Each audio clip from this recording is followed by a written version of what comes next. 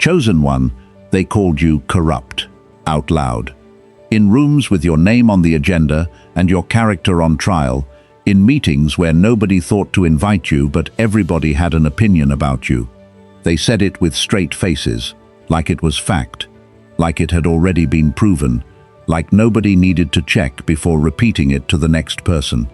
And people believed it, because it's easier to believe a loud lie than to go looking for a quiet truth.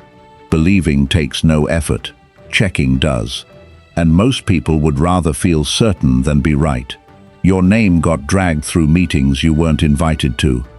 Your reputation got rebuilt into something you didn't recognize, brick by brick, lie by lie, until strangers who never met you, who never sat across from you, who never asked you a single question, were repeating a version of your life that never happened, as if they'd lived it themselves.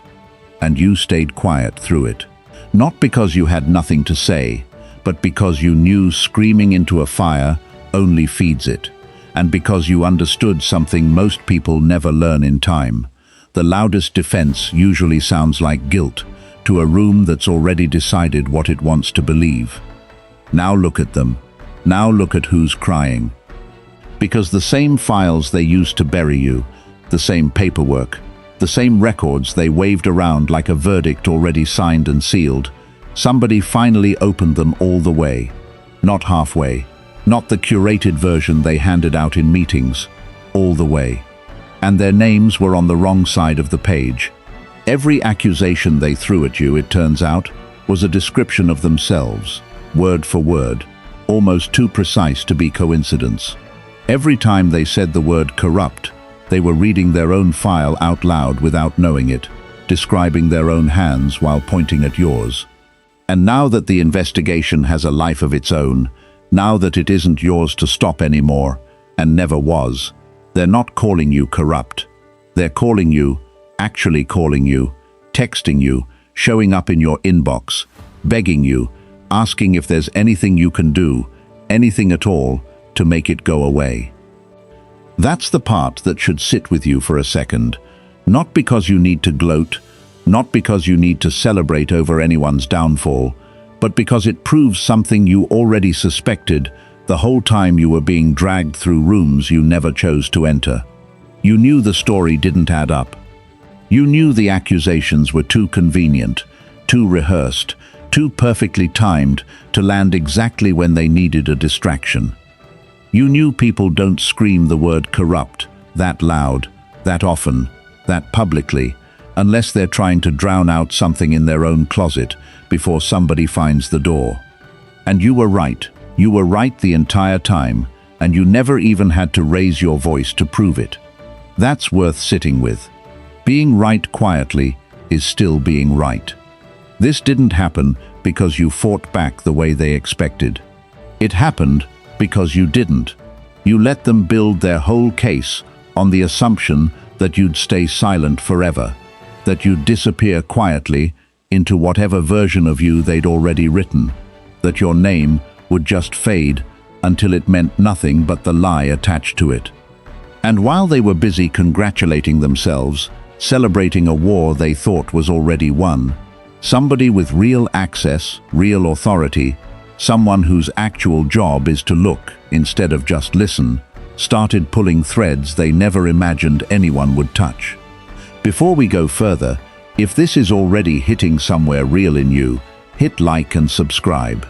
Not for me, for the next person scrolling tonight who's sitting exactly where you were sitting a year ago, wondering if the truth ever actually wins, or if some lies just get to stay forever. Here's what nobody tells you about people who accuse loudly and early. The volume isn't confidence, it's cover. The bigger the accusation, the more urgently they need you distracted from asking questions about them. They called you corrupt because it was the fastest way to make sure nobody looked in their direction, because a moving target is harder to investigate than a still one, and you were never moving, you were just standing there, being honest, which they mistook for being defenseless. It worked for a while. It always does, for a while. But files don't lie the way people do. Files don't get nervous under pressure. They don't need to keep their story straight across a dozen different conversations with a dozen different people who might compare notes later. Files just sit there, patient, unbothered, waiting for the one person who finally asks to see them properly. And chosen one, that person showed up.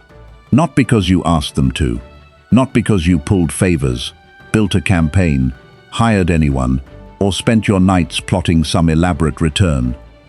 You didn't do any of that, and that's exactly the point.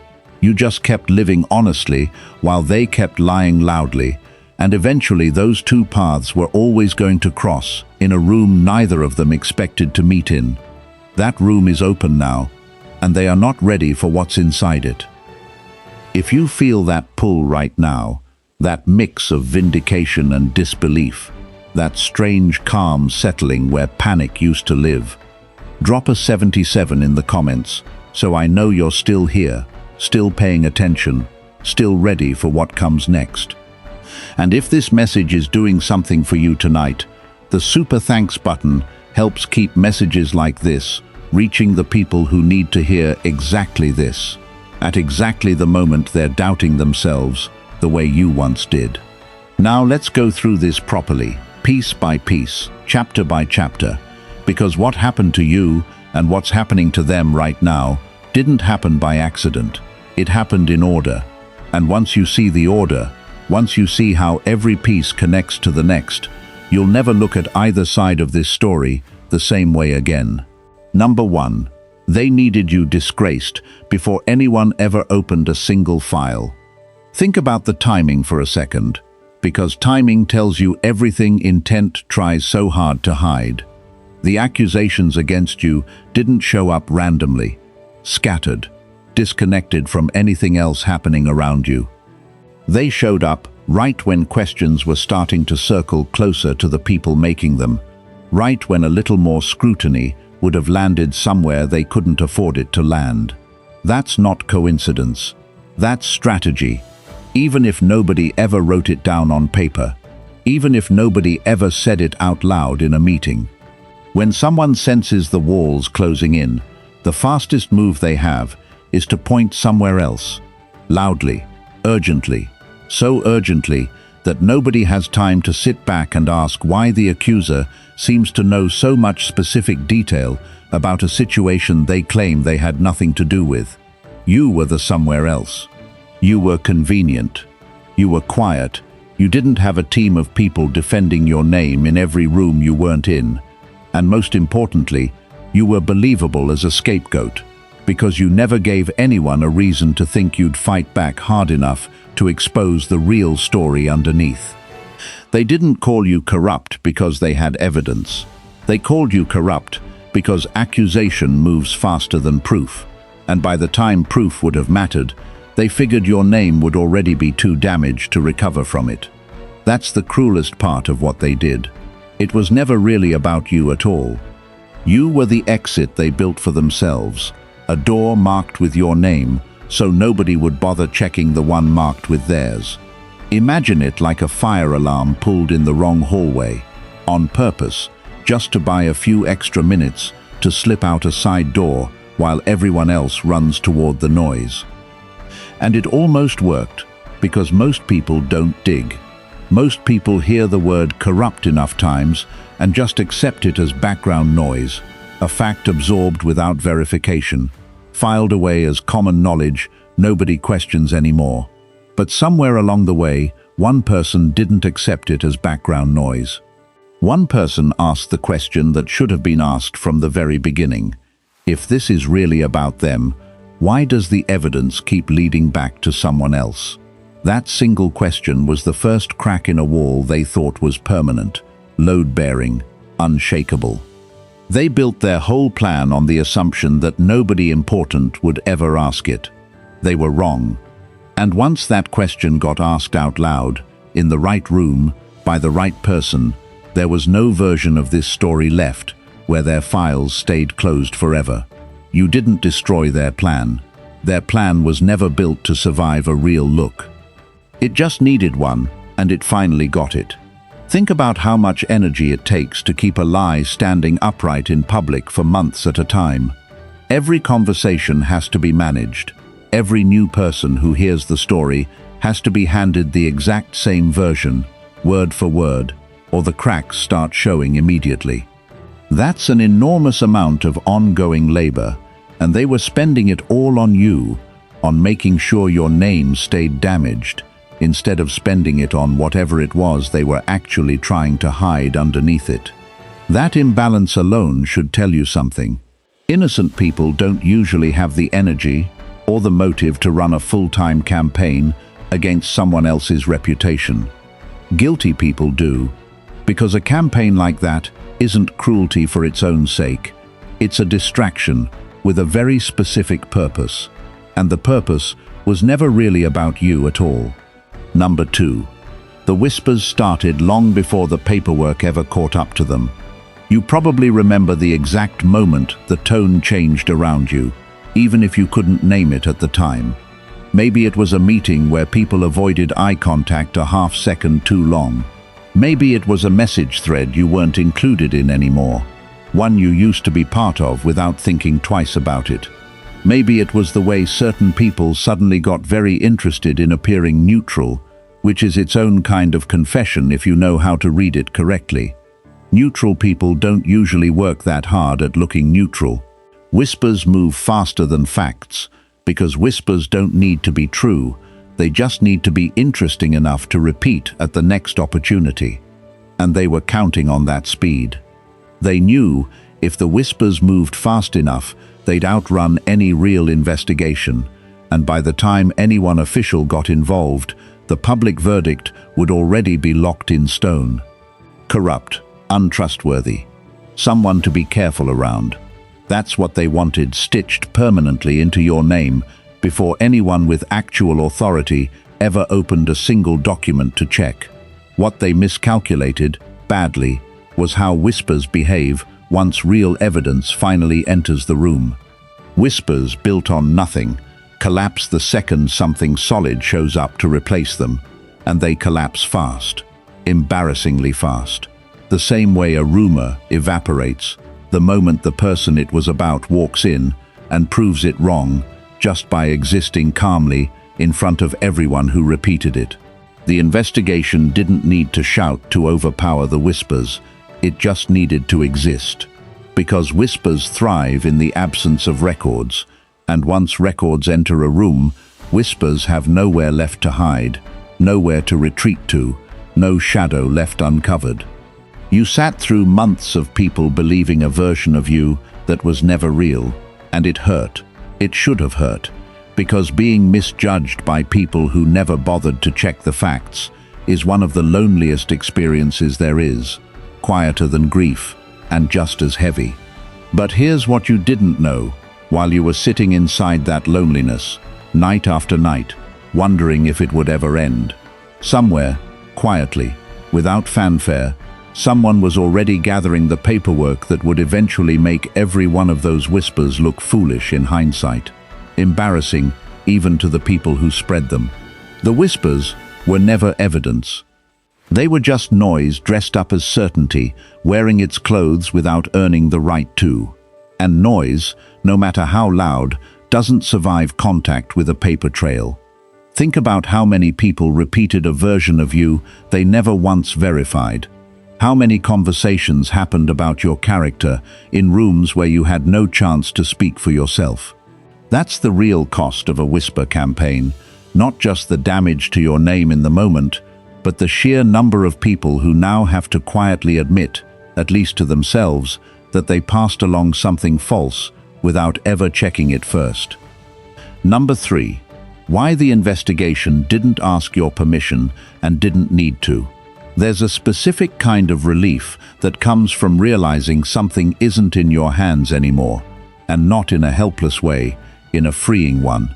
The way it feels to finally set down something heavy you'd been carrying so long you forgot it had weight. For a long time you probably felt like clearing your name was entirely your job, like you had to fight every rumor personally, correct every mischaracterization in real time, defend yourself in every room you weren't even invited into and wouldn't hear about until weeks later. That's an exhausting way to live, and it's exactly the position they wanted you trapped in. Because a person spending all their energy defending themselves has no energy left to notice what's actually happening around them. No energy left to see the bigger picture forming. But real investigations don't ask the accused for permission, and they definitely don't ask the accuser for cooperation before they start pulling threads loose. They follow the evidence wherever it actually leads, regardless of who's comfortable with the direction it takes. And in this case, the evidence didn't lead toward you. It led away from you, deeper and deeper into the exact people who had been so loud, so confident, so certain about your supposed corruption. That's the part they never planned for, never even considered, because people who build a case on lies rarely think through what happens when someone competent actually checks their homework line by line. They assumed the accusation itself would be enough to end the conversation. They assumed nobody would look past the headline to the details underneath it. They were operating in a world where perception is currency, and nobody bothers to verify anything before spending it freely. But investigations don't run on perception. They run on documentation, on timestamps, on records that don't care how convincing someone sounds in a meeting or how many people nod along with them. Once the actual documents entered the conversation, the story they'd spent so long carefully constructing didn't just weaken at the edges, it inverted completely, flipped over on itself like a table pushed too hard. The narrative that was supposed to bury you became the narrative that's now burying them. Timestamp by timestamp, signature by signature. And there's nothing performative about a signature. It doesn't care how good someone's excuse sounds after the fact, how sincere their voice cracks when they explain it away. Imagine spending months rehearsing a version of events that only works if nobody ever asks to see the underlying paperwork, and then someone finally asks, calmly, professionally, without any of the emotional weight you were prepared to argue against. There's no rehearsal for that. There's no practiced tone that survives a spreadsheet, no charisma that outtalks a date stamp. That's the moment the entire performance stops working, not because anyone raised their voice, but because the room stopped needing anyone's voice at all. The documents did the talking from that point forward, and documents don't care who's more convincing in the room. Number 4. The night the first document leaked and the group chat went cold. There's always a moment, if you look closely enough at the timeline, where you can pinpoint exactly when people who were loud went quiet, when the energy in every room shifted a few degrees without anyone announcing it. For them, it was the night the first real document became public knowledge, the night the first piece of paper stopped being theirs to control. Before that night, they were confident, almost enjoying themselves, treating your reputation like a game they'd already won and were just running up the score on. After that night, something shifted, and it wasn't subtle if you knew what to look for. The people who used to comment freely about you online went quiet. The group chats that used to include casual jokes at your expense suddenly had nothing to say, day after day of silence where there used to be constant noise. Messages that used to come in fast started coming in late, careful, edited, like everyone involved was suddenly aware that anything they typed could end up printed out and read back to them later. That kind of silence isn't peace. It's panic, wearing a mask of composure, badly, the way a smile looks wrong on someone who's actually terrified underneath it. It's the sound of people realizing that the story they built has a foundation made of paper, and paper burns fast once someone lights the right match at the right angle. You may not have known exactly what document it was, or who leaked it, or how it made its way into the right hands at the right time, and honestly, the specifics matter less than the effect. The effect was a room full of people who had spent months treating your name like a punchline, suddenly treating every word they typed like it might be read out loud in front of people who actually mattered to their future. That's not guilt showing up out of nowhere.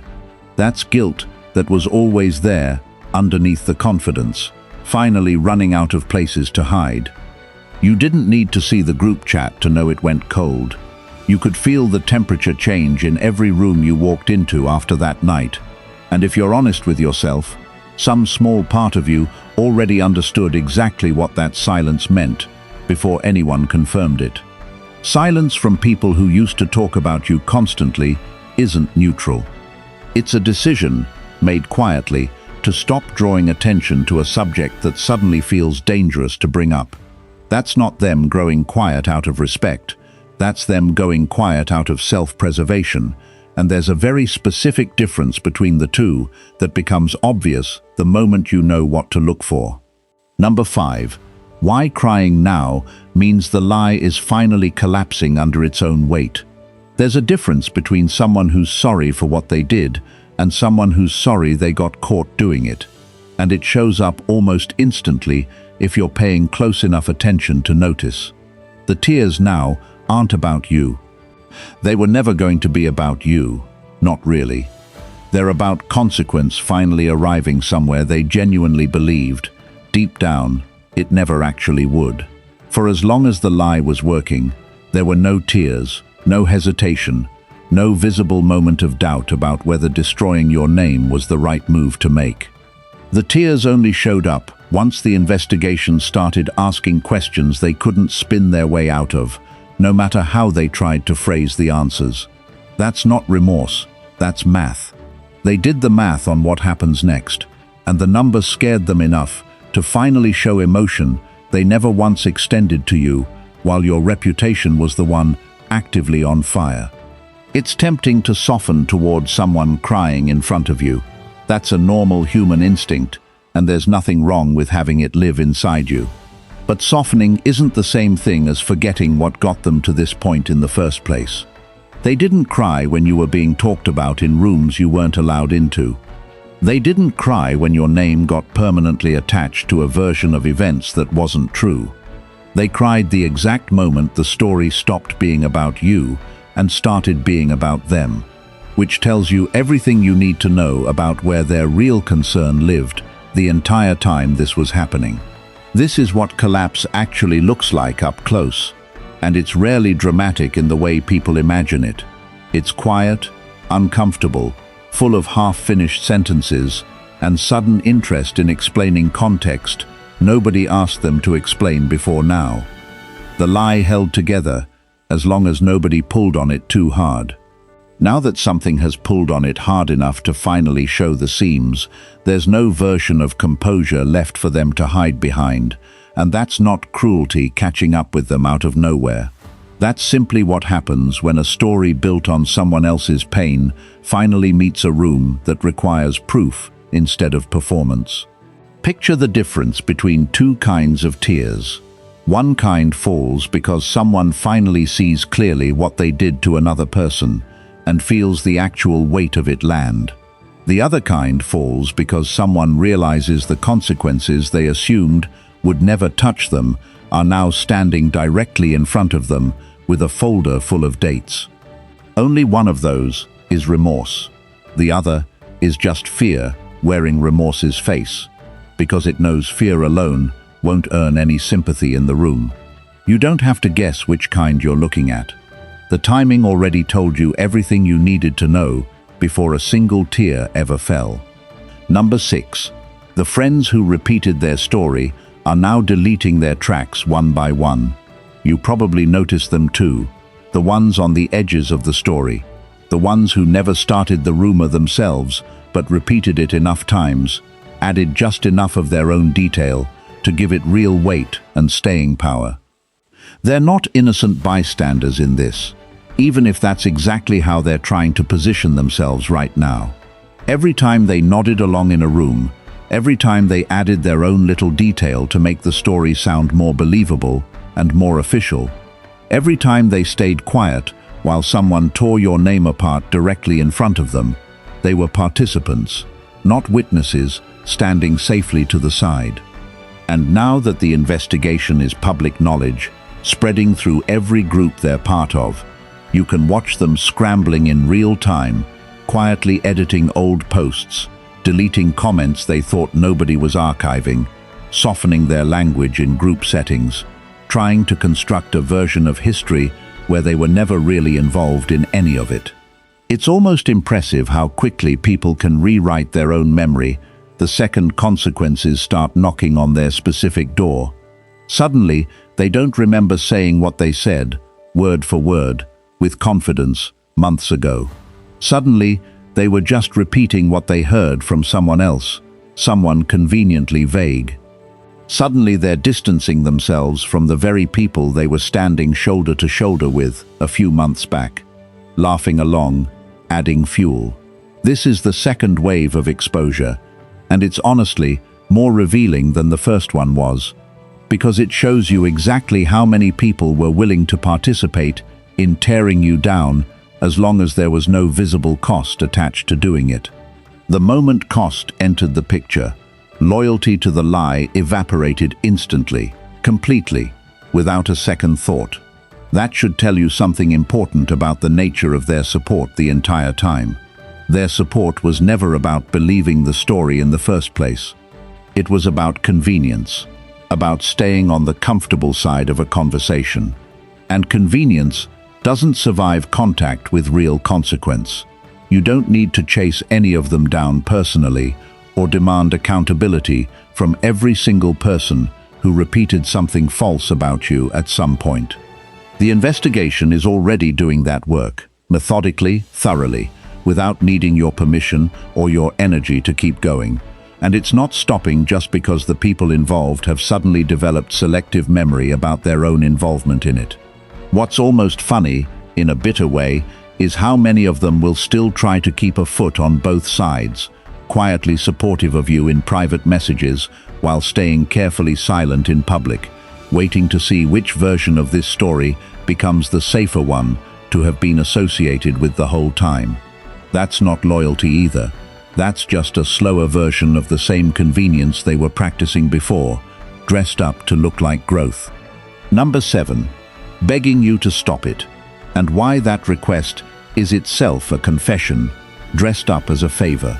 Think carefully about what it actually means when someone asks you, specifically you, out of everyone they could ask, to somehow make an investigation go away. If they truly believed they'd done nothing wrong, there would be nothing to fear from a process built specifically to find the truth and nothing else.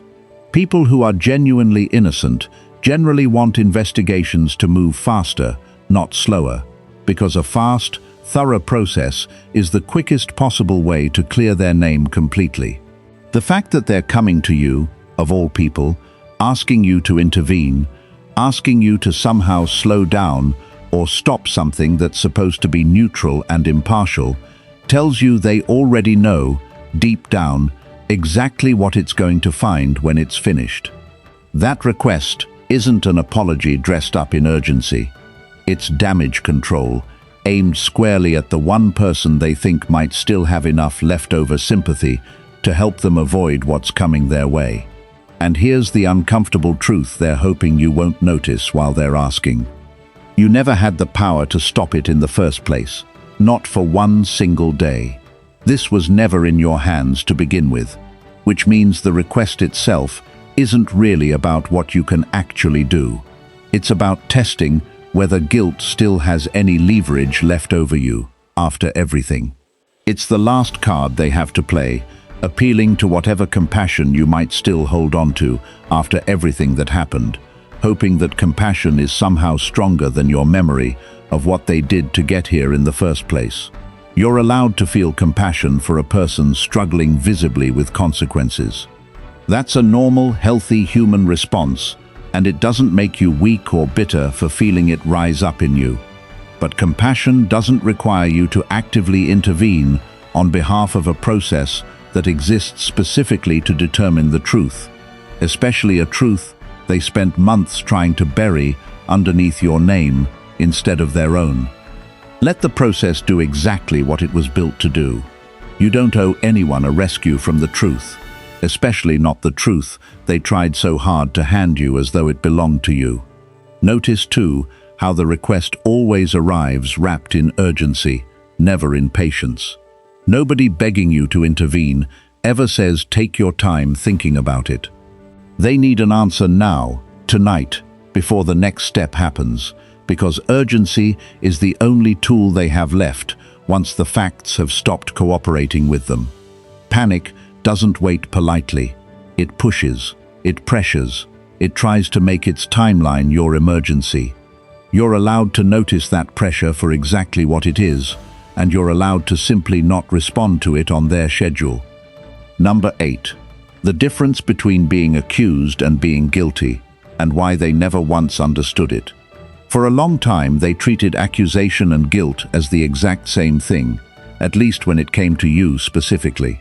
The accusation alone was enough for them, and apparently enough for everyone listening. Nobody needed proof.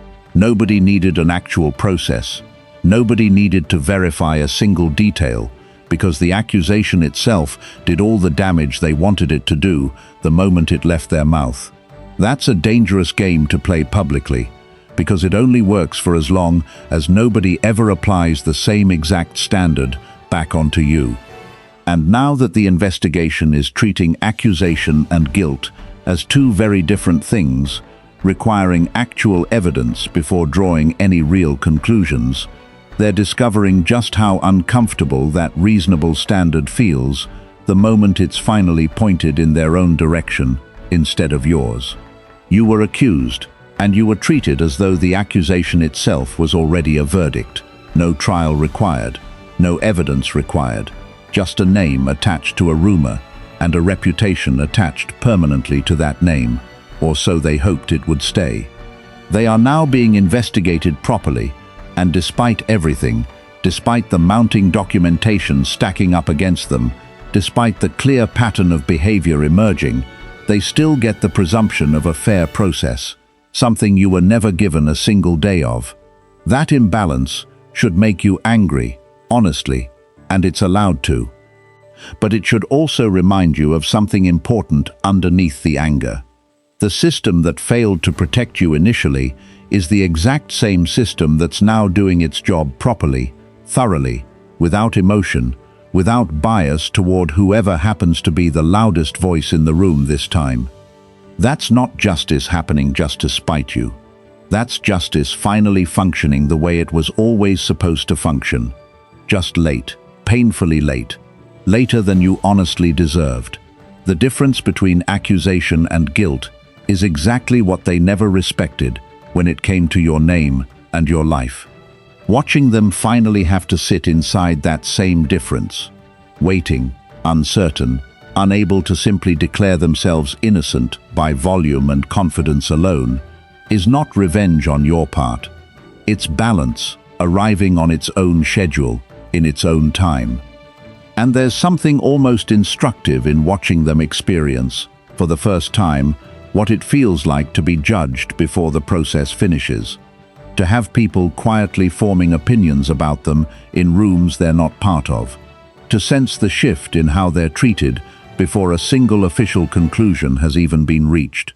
That discomfort they're feeling right now, that unfamiliar and unwelcome discomfort, is the exact discomfort you carried for months without anyone ever apologizing for putting it on you in the first place.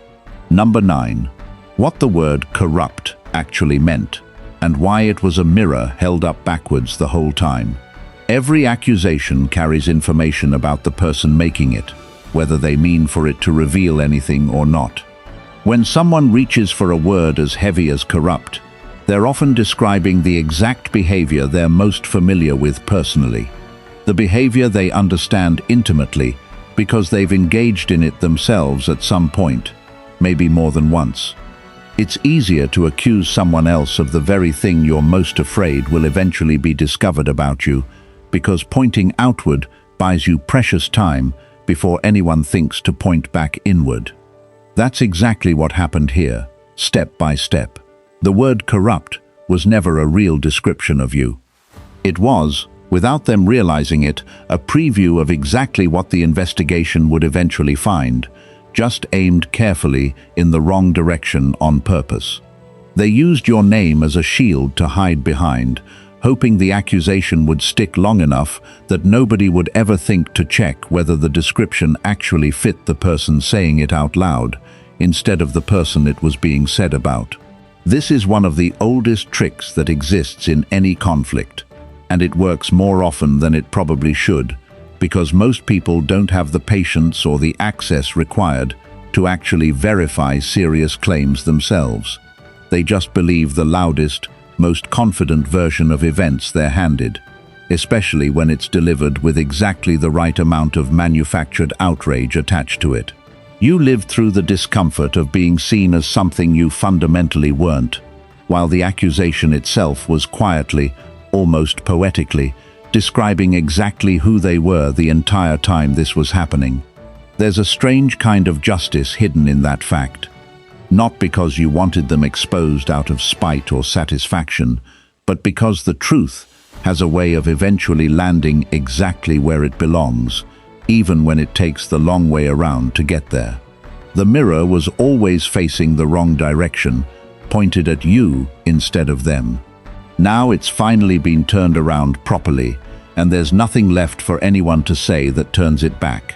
There's an old idea that people accuse others of exactly what they fear becoming, or exactly what they already are and haven't admitted yet, even to themselves.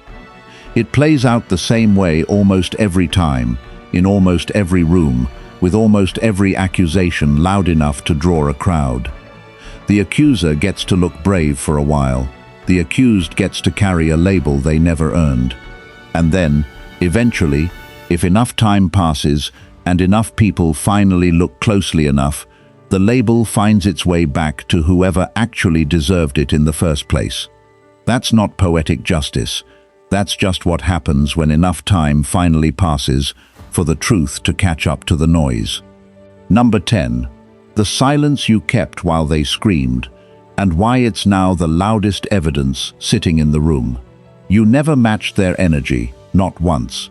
And there were probably moments along the way you quietly questioned whether that restraint was actually a mistake. Silence can feel like losing when the other side is loud, confident, and seemingly winning the entire narrative in every room you happen not to be standing in. But silence built on truth behaves completely differently than silence built on guilt, and eventually, given enough time, that difference becomes impossible for anyone paying attention to ignore. Your silence wasn't confusion, and it definitely wasn't submission. It was consistency, the same story, the same facts, the same version of events, told the exact same way every single time you were asked, because you never needed to keep adjusting a story that was already true from the start. Their version, on the other hand, had to keep shifting constantly, adding new details here, softening old claims there, because lies require constant maintenance just to survive contact with new information entering the room. That inconsistency is exactly what a real investigation is trained to notice immediately, almost instinctively. Consistency reads as credibility to anyone actually paying attention. Constant adjustment reads as exactly what it is underneath the surface.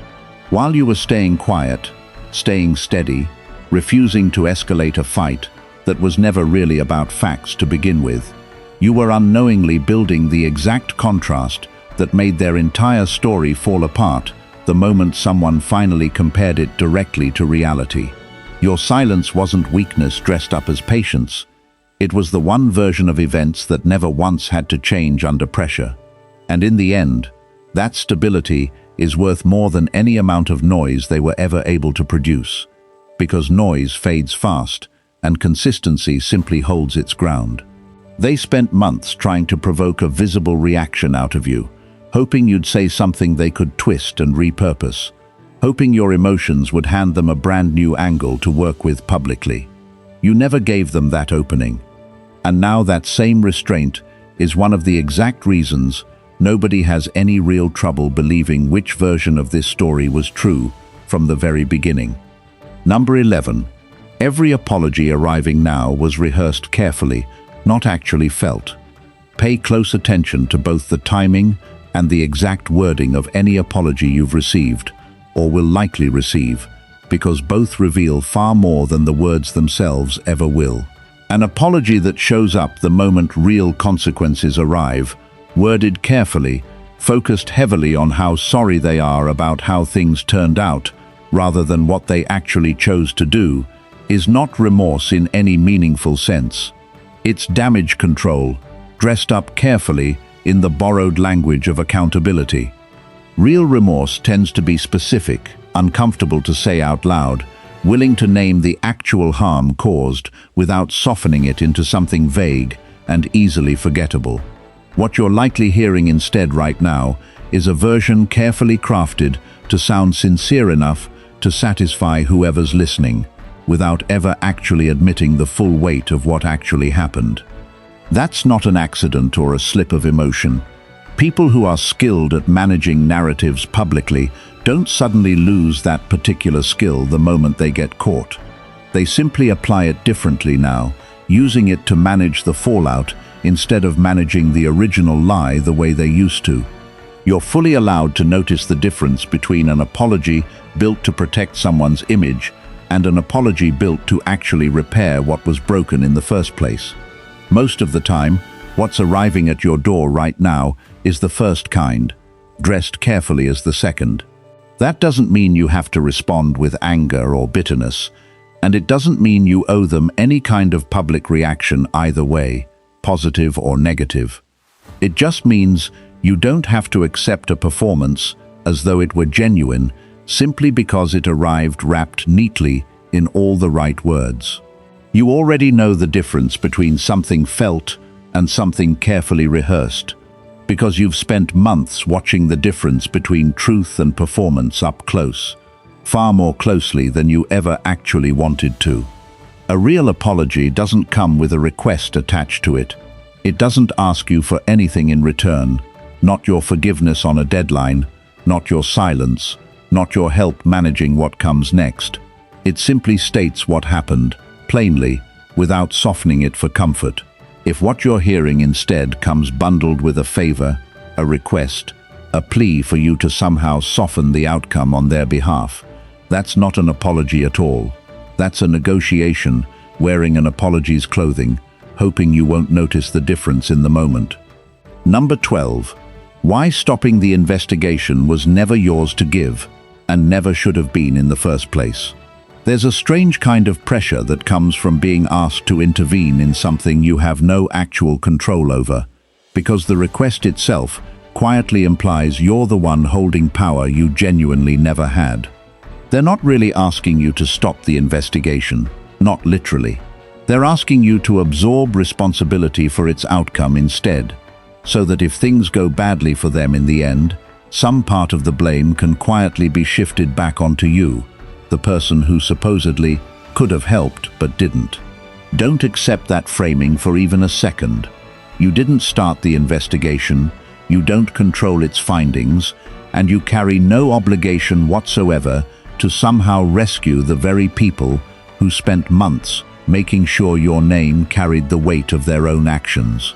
Refusing to intervene isn't cruelty on your part. It's simply staying in your own lane, in a story where staying in your lane is exactly what got you unfairly attacked in the first place. Let the process, the actual neutral process, built specifically to determine facts without bias, do exactly what it exists to do. You already carried more than your fair share of consequences that were never yours to carry alone. You don't need to carry theirs too, especially not by pretending you have influence over a system that operates completely independently of anyone's personal feelings, including your own. This is one of the healthiest boundaries you can hold on to right now, tonight, moving forward. Not intervening isn't revenge dressed up as principle. It's simply refusing, once again, to absorb responsibility for outcomes that were never within your control to begin with, the exact same way their accusations were never something you had any control over either. Number 13. What eventually happens to people who build an entire name on someone else's ruin? There's a pattern that repeats itself across almost every version of this exact story, no matter who the specific people involved actually turn out to be. Someone builds their credibility, their standing, their entire sense of security by tearing down another person's reputation, quietly assuming that reputation was disposable enough to sacrifice for their own personal benefit. It works for a while, sometimes a genuinely long while, long enough that it starts to feel permanent to everyone watching from the outside looking in. But reputations built on someone else's ruin are unstable by design from the very first brick, because they were never actually earned through anything real. They were borrowed, taken, constructed carefully out of material that belonged to someone else's actual life. And borrowed foundations collapse the exact moment the person they were taken from finally stops absorbing the weight quietly on their own. You stopped absorbing it, not through confrontation or a dramatic scene, but simply by continuing to exist honestly while the investigation did what it was designed to do in the background. That was enough. It's always enough eventually, because dishonest foundations simply can't withstand real scrutiny indefinitely, no matter how carefully they were built. What they constructed wasn't strength at all. It was a loan taken out against your name, and loans always come due eventually, with interest. Watching that collapse happen isn't something you need to actively participate in or celebrate loudly from the sidelines. It's simply the natural outcome of building something on a foundation that was never yours to take in the first place. People who build themselves up by tearing someone else down rarely account for what happens when the person they tore down is still standing calmly, still consistent, still telling the same true story, long after their own story has already started falling apart in front of everyone watching closely. Picture two houses built side by side. One was built slowly, on solid ground, with materials that were actually paid for. The other went up fast, borrowed, dressed up to look identical from the street. From a distance, nobody could tell the difference for a long time. But storms have a way of finding the difference eventually. And this was always going to be a season of storms. Only one of those houses was ever built to survive one. Number 14. The moment they finally realized there is no version of this story where they win. There's a specific point in every collapse like this one, where denial simply stops being possible anymore, where the person finally understands that no amount of managing the narrative, no amount of perfectly timed apologizing, no amount of asking the right people to intervene on their behalf is going to change an outcome that's already been set firmly in motion. That moment probably already happened for them, somewhere quiet, somewhere private, long before they ever came to you crying or begging for mercy. Everything since then has simply been the visible aftermath of a decision they made internally the moment they understood the truth had officially outpaced the lie for good. You don't need to know exactly when that private moment happened for them, down to the hour.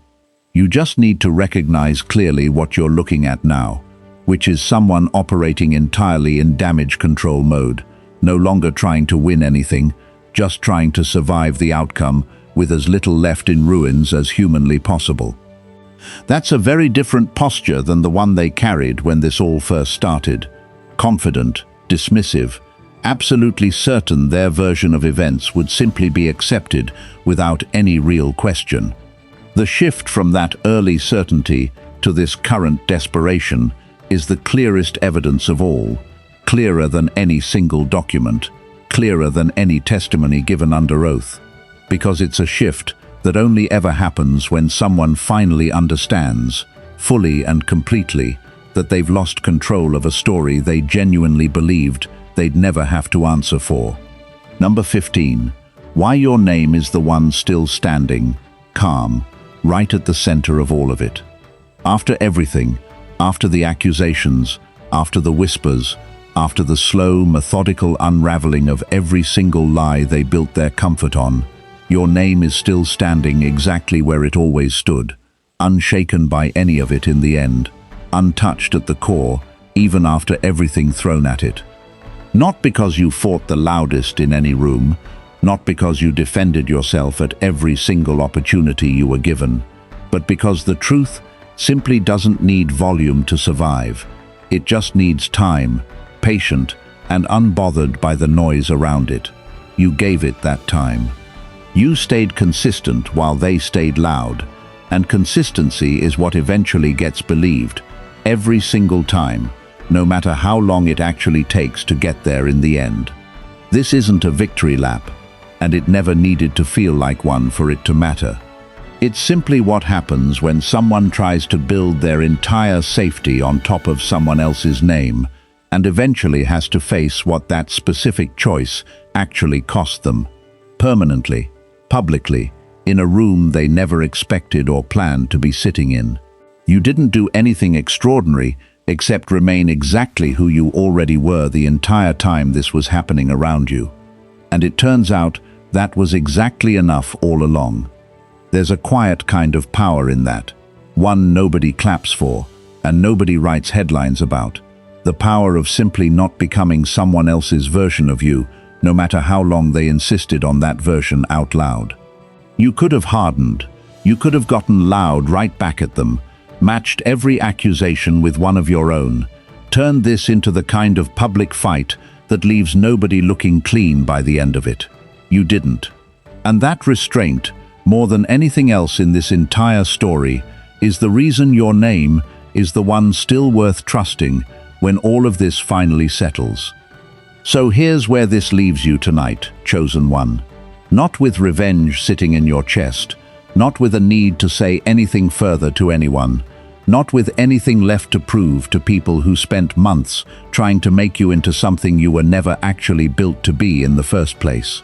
The investigation will finish exactly what it started, in its own time, on its own schedule, without ever needing your permission to move forward, and without ever needing your intervention to stop. Your name already survived the worst version of this story that they had the power to tell.